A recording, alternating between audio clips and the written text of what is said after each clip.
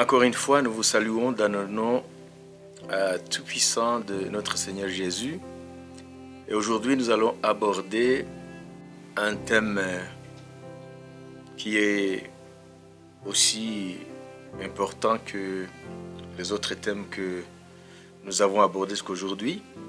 Et le thème d'aujourd'hui s'intitule « L'action des anges dans l'histoire ». L'action des anges dans l'histoire. D'abord, nous allons donner une petite définition sur ce qu'est un ange. D'après la Bible, l'ange, c'est une créature spirituelle.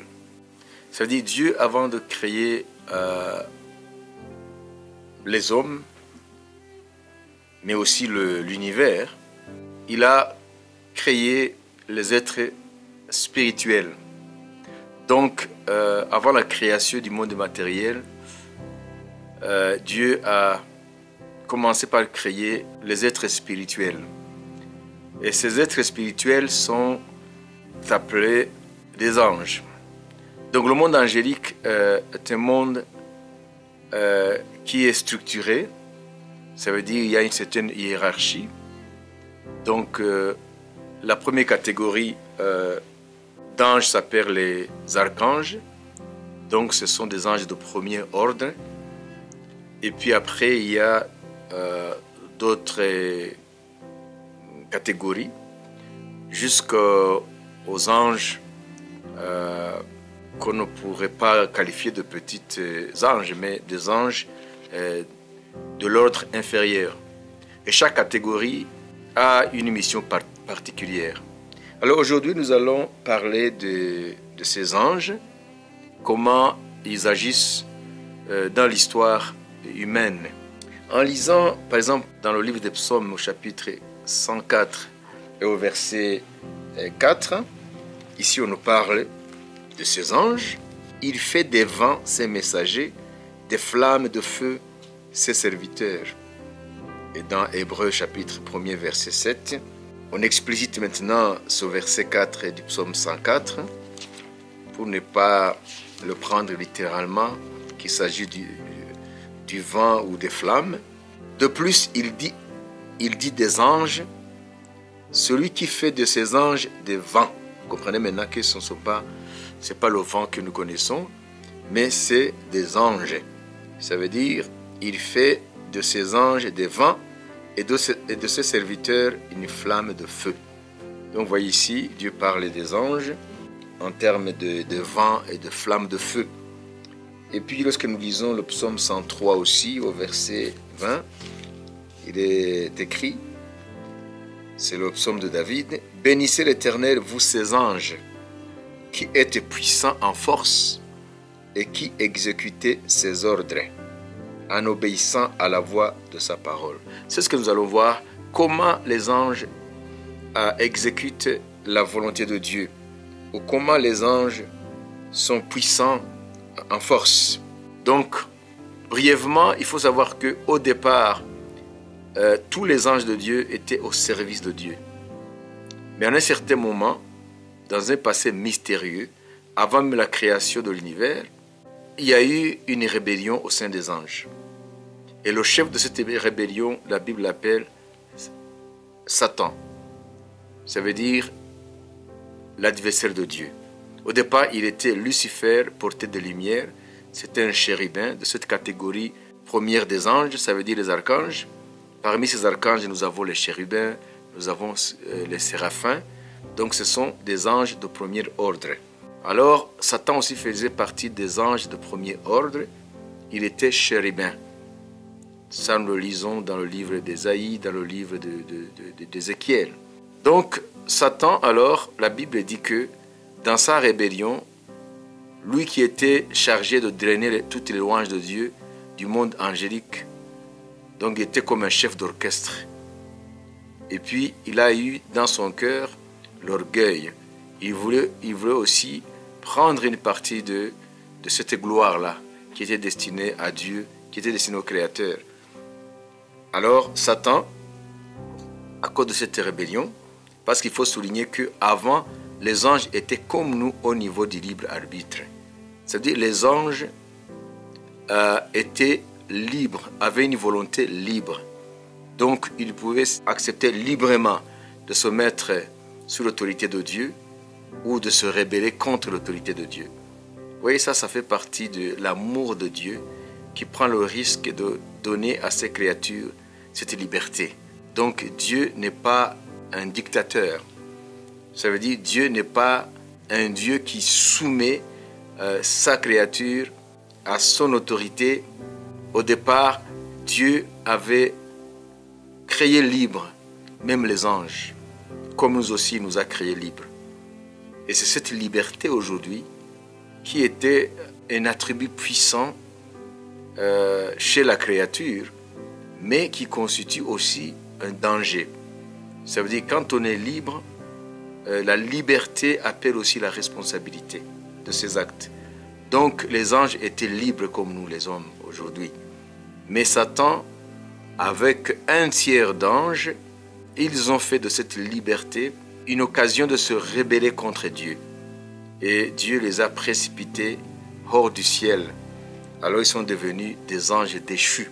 C'est eux qui constituent les forces des ténèbres. C'est eux qui constituent la source de la méchanceté qui règne sur cette terre. Donc voilà, les anges au départ, tous étaient des anges de gloire, des anges au service de Dieu pour accomplir sa volonté.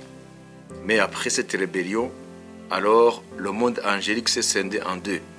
Donc il y a eu des anges qui sont restés fidèles à Dieu, ça veut dire les 2 tiers d'anges.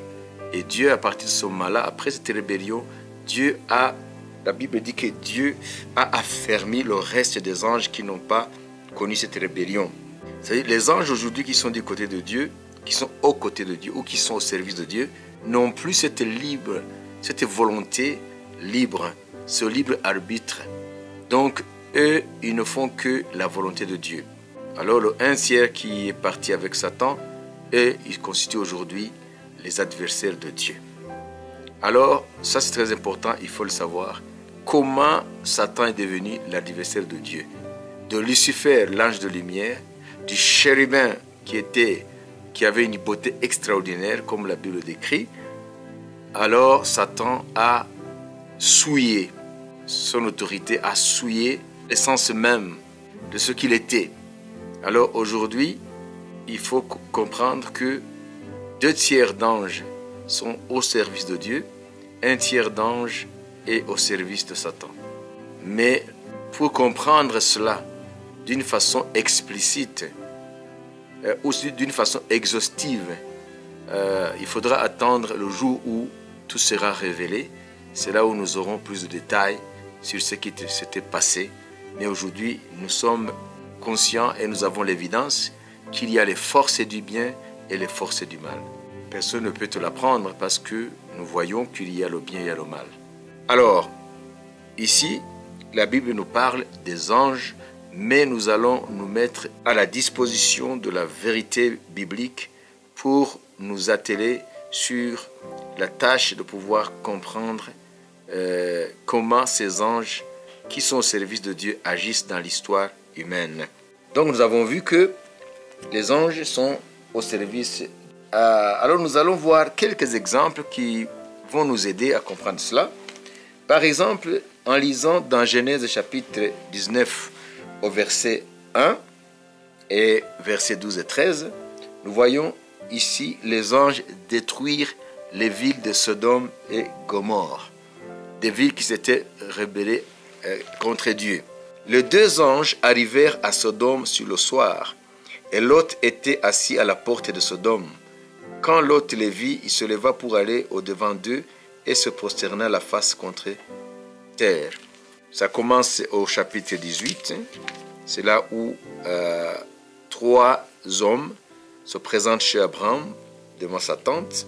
Et il nous dit au chapitre 18, l'Éternel lui apparut parmi les chênes de Mamré, comme il était assis à l'entrée de sa tente pendant la chaleur du jour. Il leva les yeux et regarda, et voici 3 hommes étaient debout près de lui. Quand il les vit, il courut au-devant d'eux depuis l'entrée de sa tente et se prosterna. Quand tu continues à lire, tu vas voir que parmi ces 3 hommes, l'un d'entre eux était l'Éternel lui-même. C'était Dieu qui s'était incarné.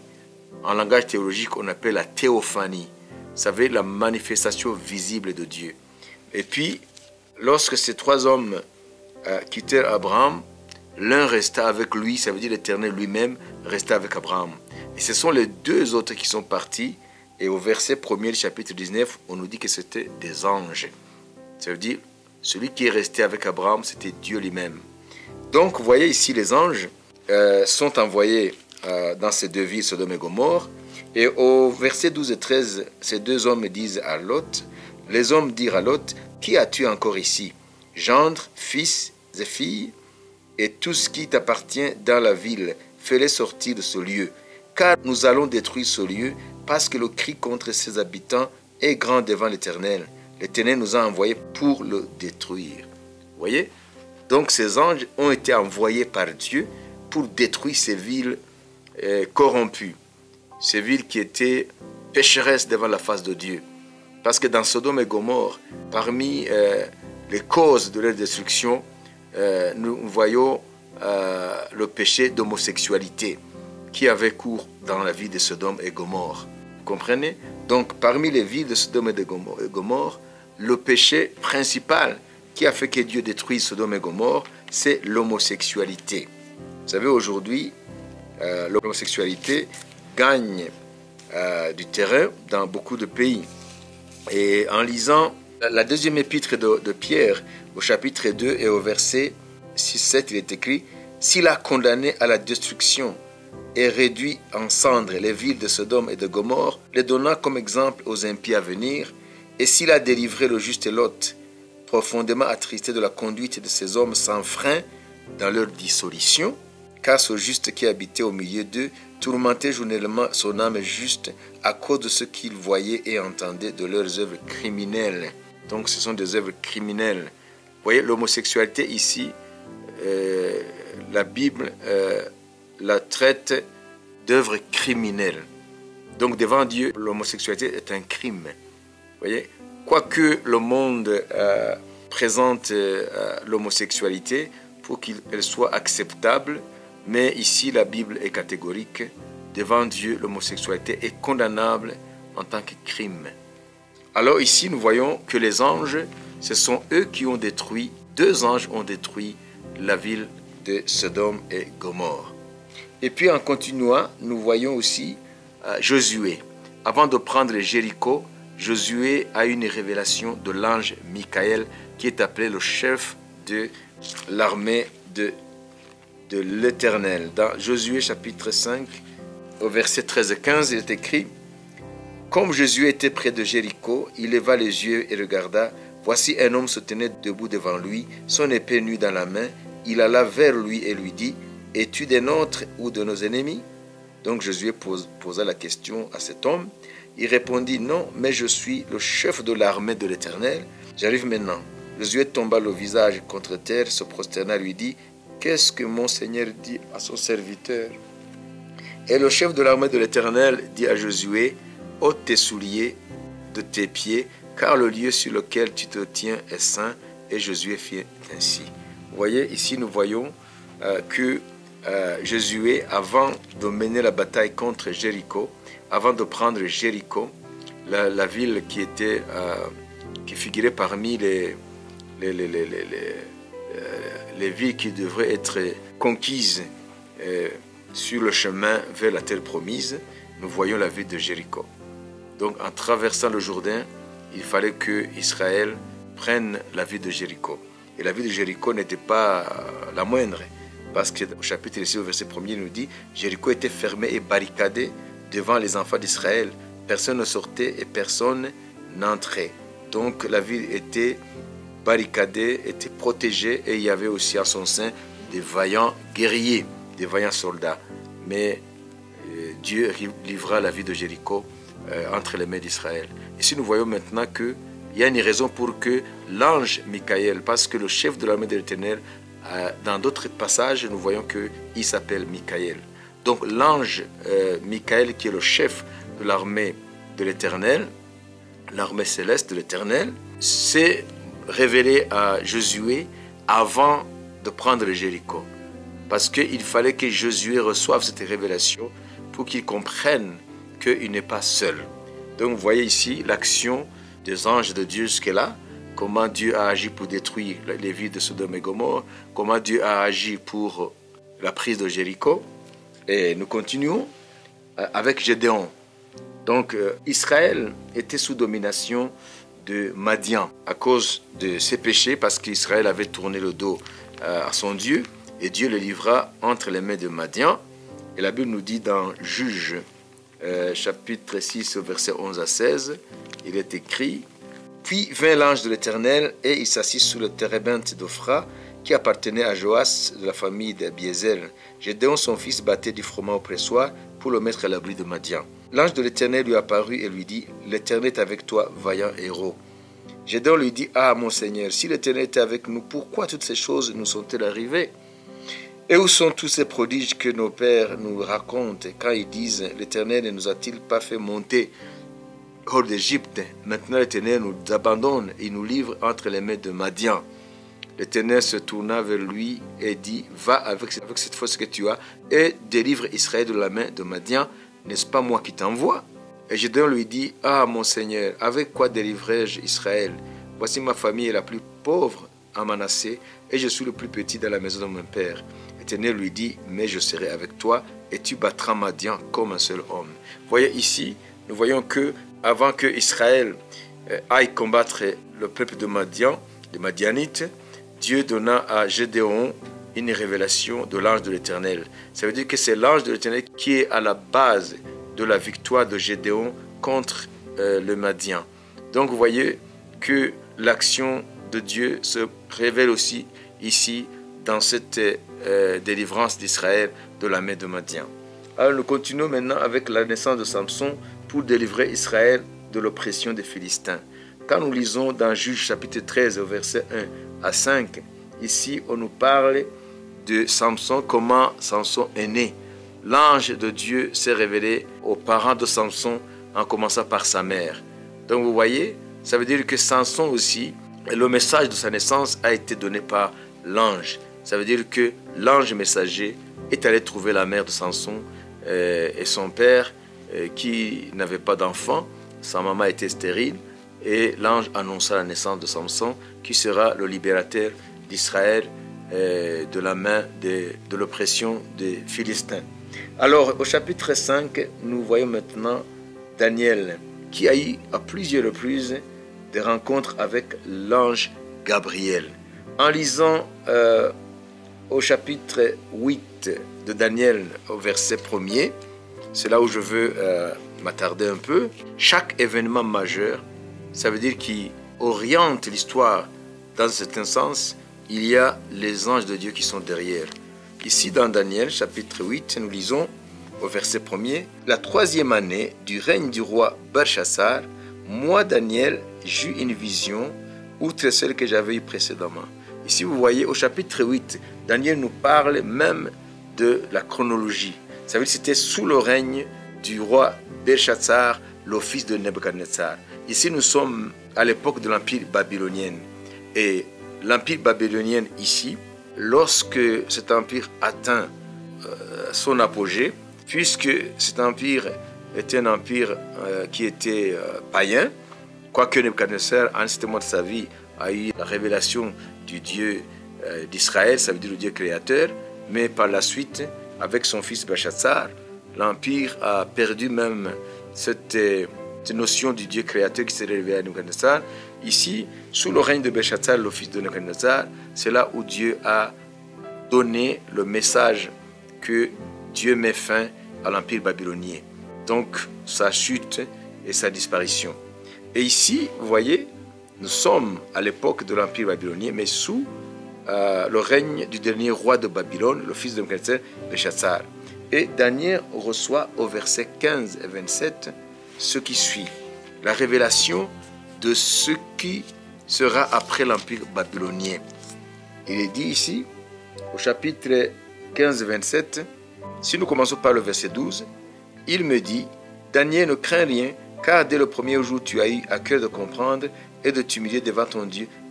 Tes paroles ont été entendues et c'est à cause de tes paroles que je viens. Le chef du royaume de Perse m'a résisté 21 jours. Mais voici, Michaël, l'un des principaux chefs, est venu à mon secours et je suis demeuré auprès des rois de Perse. Je viens maintenant pour te faire connaître ce qui doit arriver à ton peuple dans la suite des temps, car la vision concerne encore ces temps-là.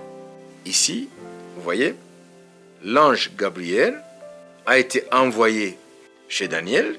Il a été envoyé pour lui donner la révélation de la succession des puissances qui vont dominer le monde jusqu'à l'avènement du royaume de Dieu.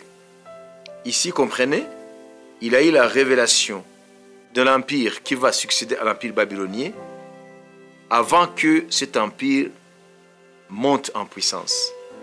Daniel a eu plusieurs rencontres avec l'ange Gabriel.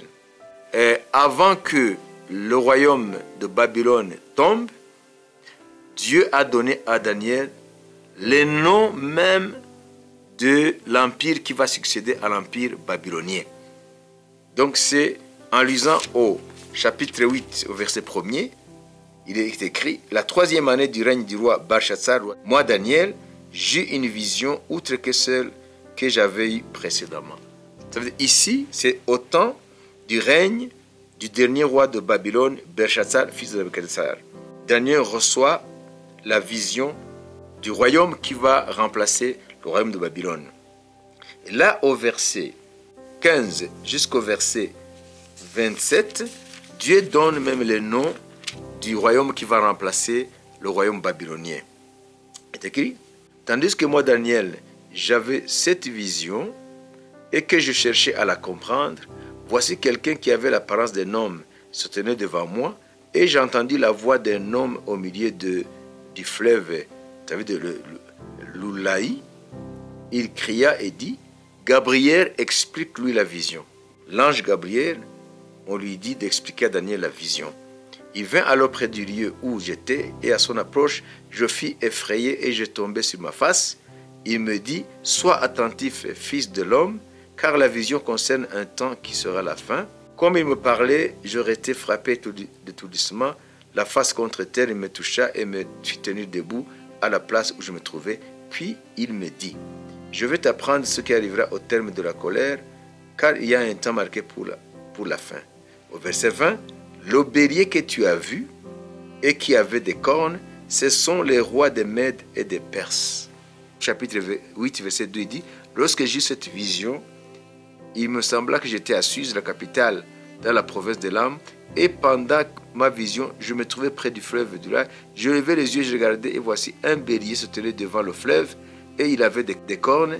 Ses cornes étaient hautes, mais l'une des cornes est plus haute que l'autre, et elle se leva la dernière. Je vis le bélier qui frappait de ses cornes à l'Occident et au septentrion, et au midi, aucun animal ne pouvait lui résister, et il n'y avait personne pour délivrer cette victime. Il fait ce qu'il voulait et devint puissant. Comme je regardais attentivement, voici un bouc venait de l'Occident, et pour parcourir toute la terre à sa surface sans la toucher. Ce bouc avait une grande corne entre les yeux. Il arriva jusqu'au bélier qui avait des cornes, et que j'avais vu se tenant devant le fleuve, et il courut sur lui dans toute sa fureur. Je vis qu'il s'approchait du bélier et se luttait contre lui. Il frappa le bélier et lui brisa les 2 cornes. Sans que le bélier eût la force de lui résister, il le jeta par terre et le foula, et il n'y eut personne pour délivrer le bélier. Le bouc qui devait être très puissant, mais lorsqu'il fut puissant, sa grande corne se brisa, 4 grandes cornes se levèrent pour la remplacer aux 4 vents. Vous comprenez, ici, Dieu lui montre Daniel, l'empire médo-perse, c'est ce que l'ange Gabriel dit à Daniel. Il dit que après Babylone viendra l'empire des Perses et des Mèdes, qui sont symbolisés par les 2 cornes du bélier. Et la petite corne, c'est l'empire des Mèdes, n'a pas survécu, mais l'empire perse a pris la relève. Donc l'empire Mède, avec Darius, a renversé l'empire babylonien. Et quelque temps après, pas très longtemps, l'empire perse a pris le dessus. Ça veut dire les Mèdes et les Perses viennent d'une même région géographique. Donc c'est du côté de l'Iran actuel. Et c'est pour cela que lorsqu'on parle de la marche de l'histoire au niveau de la succession des empires, en parlant de l'empire qui a succédé à l'empire babylonien, on a souvent tendance à parler de l'empire perse, parce que c'est Perse qui a eu une longue période de domination du monde, mais c'est l'empire des Mèdes qui a renversé l'empire babylonien sous Darius, mais les Perses ont pris le dessus. Donc vous voyez, donc le bélier avec deux cornes, la petite c'est l'empire des Mèdes et la grande corne c'est l'empire perse. Vous voyez que l'ange Gabriel donne même les noms à Daniel. Nous sommes sous le règne de Belshazzar, le dernier empereur de l'empire babylonien. Et puis c'est pas tout. Nous sommes toujours sous le règne de Belshazzar. Donc l'empire babylonien est encore en vie, mais vit ces derniers moments. Mais Dieu révèle les noms de l'empire qui va succéder à l'empire babylonien. Il dit que ce sont les Mèdes et les Perses. Et Dieu révèle aussi l'empire qui succédera à l'empire médo-perse. Il dit ici, l'ange Gabriel dit, au verset 21, le bouc c'est le roi de Javan. Parce qu'en regardant le bélier, Daniel dans la vision a vu un bouc venant de l'Occident, ça veut dire de l'Europe aujourd'hui. Donc c'est la Grèce. Venir sans toucher le sol, ça veut dire que c'est la rapidité de conquête de l'empire grec sous Alexandre le Grand. Donc ici, il dit le bouc c'est le roi de Javan. Javan c'est l'autre nom de la Grèce. La grande corne entre ses yeux, c'est le premier roi. La grande corne c'est Alexandre le Grand. Et la Bible dit, lorsque l'empire grec va devenir puissant, lorsqu'il va s'assujettir le monde connu de l'époque, de l'Occident jusqu'en Orient, et en descendant vers l'Afrique du Nord, ici l'ange dit, cette corne sera brisée et remplacée par 4. Parce que dans la vision, il a vu la corne se briser et 4 cornes prendre la place de la petite corne. L'ange Gabriel dit à Daniel que après Alexandre, après s'être assujetti le monde connu à l'époque, au 4e siècle avant Jésus, donc 4 cornes prendront la place de la grande corne là. Et l'ange explique en disant, les 4 cornes qui se sont élevées pour remplacer cette corne brisée, ce sont 4 royaumes qui s'élèveront de cette nation, mais qui n'auront pas autant de force. Ici, nous savons que, à la mort d'Alexandre le Grand, 4 de ses généraux se sont partagés son empire. Donc, de ces généraux sont nés 4 royaumes qui se sont partagés l'empire d'Alexandre le Grand, l'empire grec. Nous pouvons aussi continuer, mais le temps est très court. À la fin, nous voyons que la Bible nous révèle réellement que Dieu a annoncé non seulement la succession des empires depuis l'empire babylonien, mais Dieu a aussi nommément pointé du doigt l'origine géographique de ces empires-là, jusqu'à donner même le nom. Vous voyez, nous sommes sous le règne du dernier roi de Babylone. Dieu annonce l'avènement de l'empire médo-perse.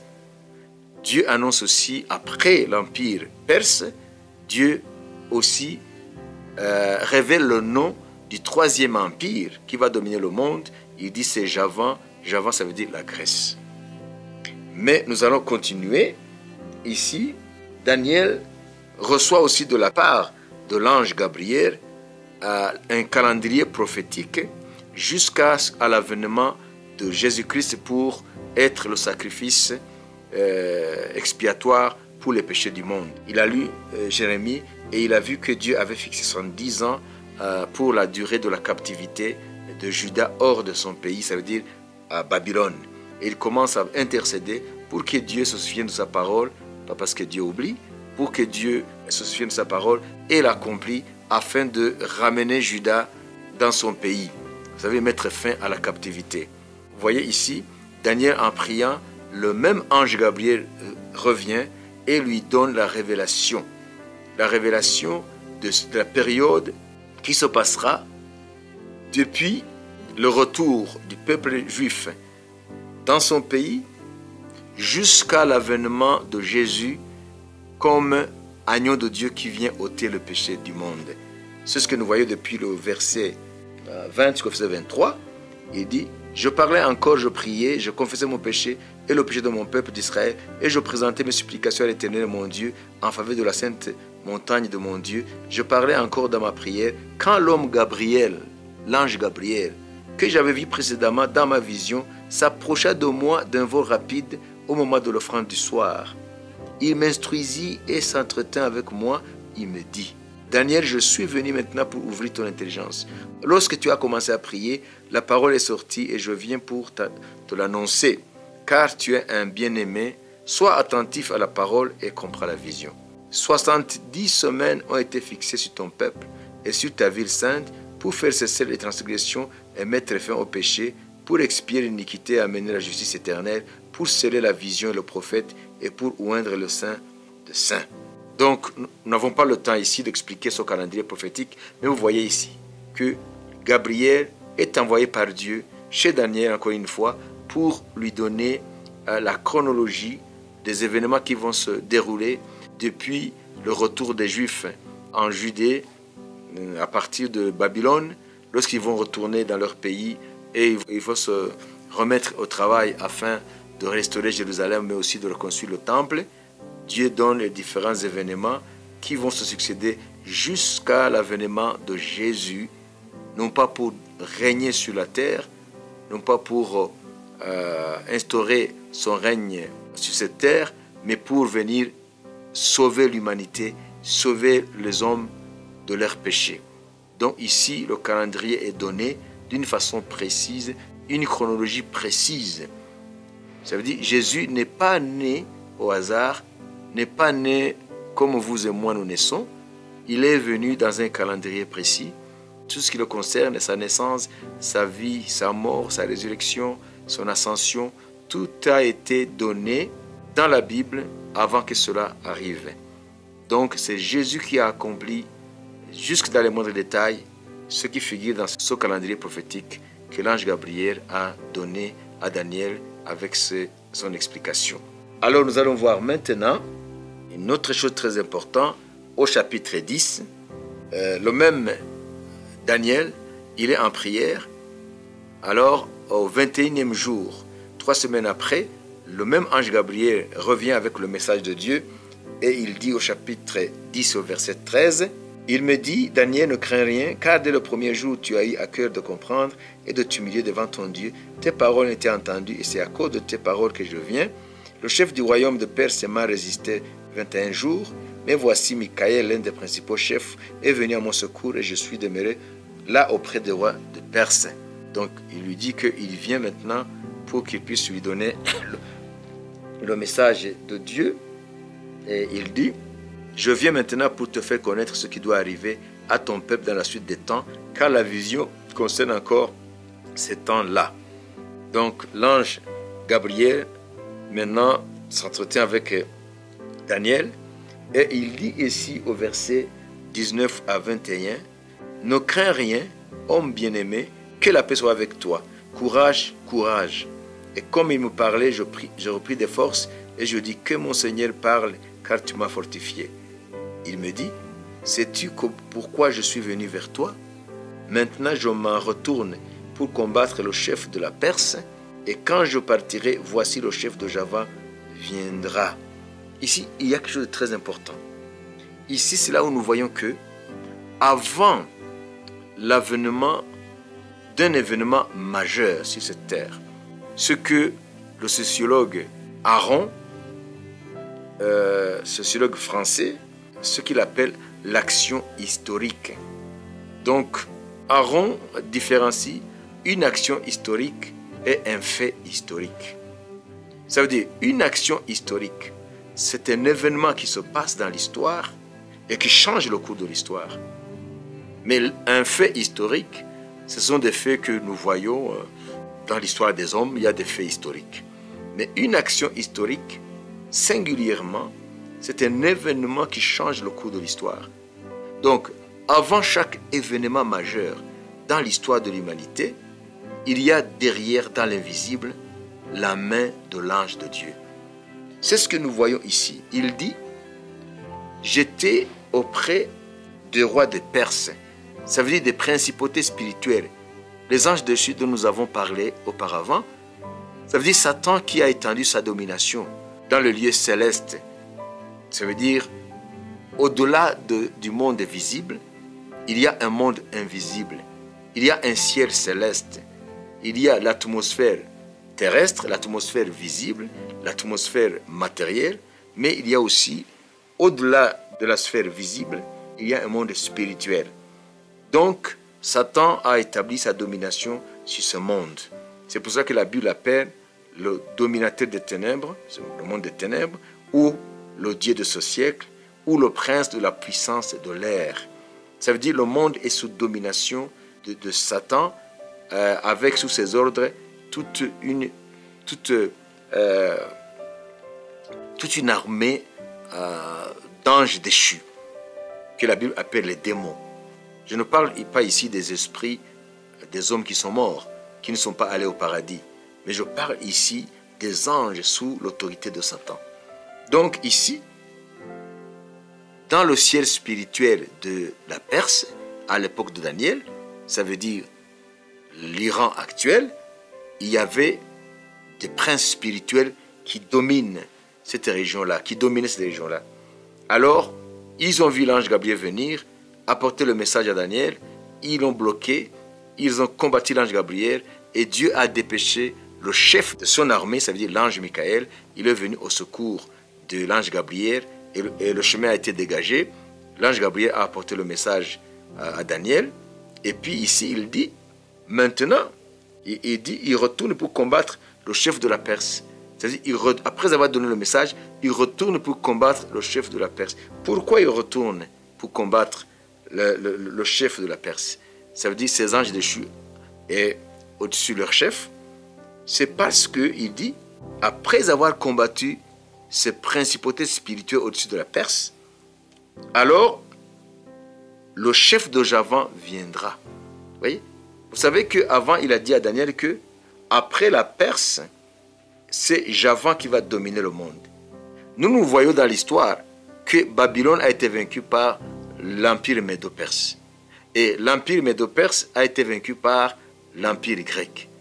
Mais ici, la Bible révèle maintenant, la Bible lève le rideau du monde invisible, que les choses ne se sont pas passées uniquement comme l'action historique qui a changé le cours de l'histoire, comme si ça émanait des hommes. Nous voyons que c'est Alexandre le Grand qui a renversé l'empire perse, mais au fond, ce n'est pas Alexandre le Grand.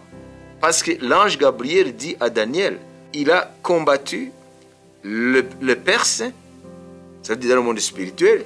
L'ange Gabriel n'a pas combattu les hommes, il a combattu contre les anges déchus de Satan qui règnent, qui dominent sur les entités géographiques de ce monde. Ça veut dire que l'avènement de l'empire grec, sous Alexandre le Grand, il y avait l'ange Gabriel qui était derrière. Mais ce n'est pas fini. Et il continue en disant, maintenant, je vais te faire connaître ce qui est écrit dans le livre de vérité. Personne ne m'aide contre cela, excepté Michael, votre chef. Et il continue en disant, et moi, la première année de Darius, le Mède, qui a renversé le royaume de Béchatsar, le fils de Nebuchadnezzar, le royaume de Babylone, j'étais auprès de lui pour l'aider et le soutenir. Maintenant, je vais te faire connaître la vérité. Vous voyez? Ça veut dire ici, nous voyons que dans la marche de l'histoire de l'humanité, il y a l'action des anges de Dieu. Donc, l'histoire, dans ces événements majeurs, ne se construit pas toute seule. Ce ne sont pas les hommes qui font l'histoire. Ça veut dire chaque action historique qui change le cours de l'histoire, il y a l'action angélique derrière. C'est ce que ici le livre de Daniel nous révèle. Ça veut dire chaque succession des puissances qui dominent le monde, il y a l'ange de Dieu qui est derrière. Ou les anges. Ici nous voyons l'ange Gabriel, mais aussi l'ange Michael. Alors, qu'est-ce qu'ici on nous révèle? L'ange Gabriel révèle à Daniel qu'il y a un livre qui s'appelle le livre de la vérité. avant même que cette Bible nous soit donnée. Parce que la Bible, c'est une compilation de 66 livres, des livres canonisés, des livres reconnus comme saints, inspirés par l'Esprit de Dieu, écrits par plus de 40 auteurs qui ont vécu dans des périodes différentes et dans des endroits différents. Donc, avant que cette Bible nous soit constituée, l'ange parle d'un livre qu'il qualifie le livre de la vérité. 21 au chapitre 10, Daniel, mais je vais te faire connaître ce qui est écrit dans le livre de la vérité. Où se trouve ce livre de la vérité?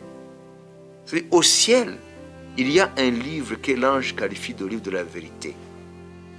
Dans ce livre-là est écrit le déroulement de l'histoire de ce monde jusqu'à la fin.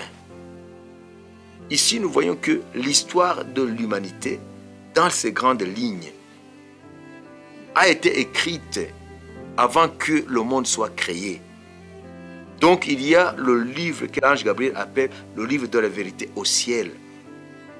Et lorsque ce qui est écrit dans ce livre s'accomplit sur cette terre, c'est là où les œuvres de Dieu se manifestent sur cette terre.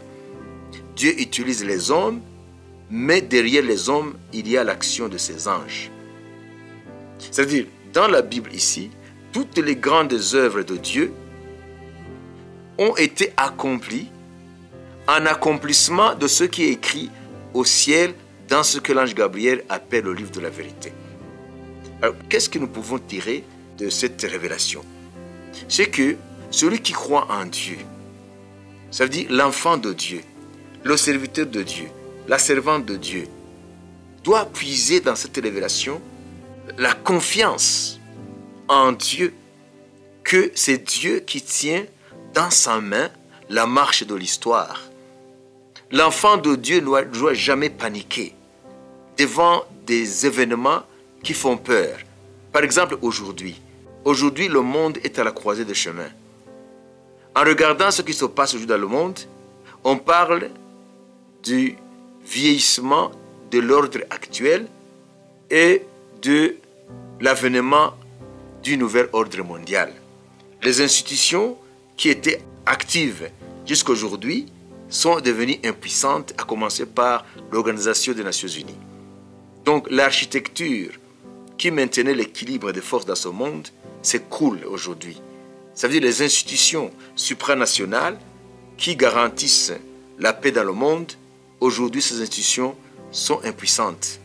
Et on parle maintenant de l'ordre mondial qui n'est plus efficace et qui doit être remplacé par un nouvel ordre mondial. Alors, derrière ces vocabulaires, derrière ces vocables, derrière ces expressions, se cache quelque chose de très important. Ça veut dire qu'il y a une action historique qui est en cours aujourd'hui pour donner à l'histoire une orientation nouvelle.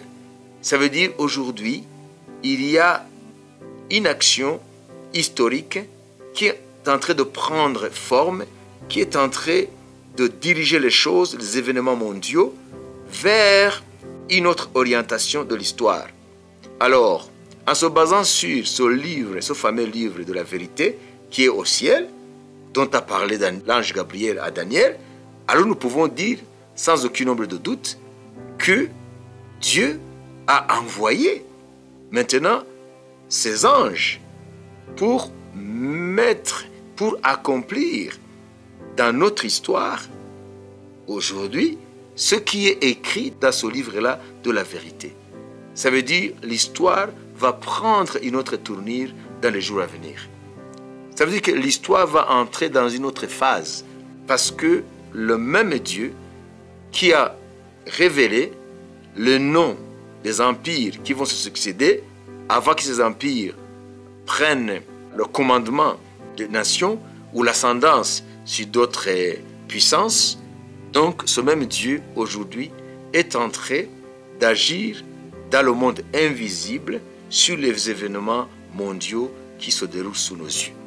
Ça c'est très important. Et en continuant, nous pouvons citer par exemple la naissance de Jean-Baptiste, son père Zacharie, lorsqu'il était entré d'officier dans le lieu saint, il était choisi comme sacrificateur et il a vu, tout près de l'autel de parfum, l'ange de Dieu qui lui a annoncé la naissance de Jean-Baptiste alors que lui, Zacharie et sa femme Élisabeth n'avaient pas d'enfant. Donc, ils étaient stériles. Voilà donc la naissance de Jean-Baptiste. Lorsque nous lisons dans Luc chapitre 1, verset 5 et au verset 8 jusqu'au verset 12, nous voyons que Jean-Baptiste, qui a été le précurseur de Jésus, qui est venu préparer le chemin de Jésus, le chemin du Seigneur, nous voyons que c'est l'ange qui a apporté la nouvelle à Zacharie. La naissance de Jésus aussi, toujours Luc chapitre 1er, nous voyons que le même ange Gabriel a été envoyé chez une jeune fille à Nazareth qui s'appelait Marie, qui était fiancée à Joseph, et lui a annoncé la naissance de Jésus. Là aussi, nous voyons que Dieu a envoyé son ange qui s'appelle Gabriel. Nous voyons aussi Paul, lorsqu'il était prisonnier et qu'il était sur un navire qui l'amenait avec d'autres prisonniers à Rome, en plein désastre au niveau de la mer Méditerranée, dans son navire. Alors ils ont connu des tempêtes et tout l'équipage était en danger de mort. Et puis on nous dit ici dans Actes chapitre 27, au verset 22 à 25, « Maintenant je vous exhorte à prendre courage, car aucun de vous ne périra, et il n'y aura de perte que celle du navire. Un ange du Dieu à qui j'appartiens et que je sers m'est apparu cette nuit. Et il m'a dit, Paul, ne crains point, il faut que tu comparaisses devant César, et voici, Dieu t'a donné tout ce qui navigue avec toi. C'est pourquoi, ô homme, rassurez-vous, car j'ai cette confiance en Dieu qu'il en sera comme il m'a été dit. » Vous voyez ici, nous voyons ici en résumé grosso modo que les anges ont toujours été des messagers, mais aussi des acteurs sur la scène de l'histoire mondiale. La Bible nous dit dans Hébreux chapitre 1er verset 14 que les anges sont des esprits au service de Dieu, envoyés pour servir ceux qui doivent hériter du salut. Ça c'est Hébreux chapitre 1er verset 14. Vous voyez, ça veut dire que tout ce que nous venons de dire en peu de mots, en lisant la Bible de la Genèse à l'Apocalypse, vous savez que aussi dans l'Apocalypse, toutes les révélations que Jean a reçues, qui sont dans le livre de l'Apocalypse, Jean nous dit que ces révélations ont été données par Dieu à Jésus et Jésus a envoyé son ange. Ça veut dire que la révélation qui émane de Dieu est arrivée jusqu'à Jean par l'entremise, par l'action d'un ange.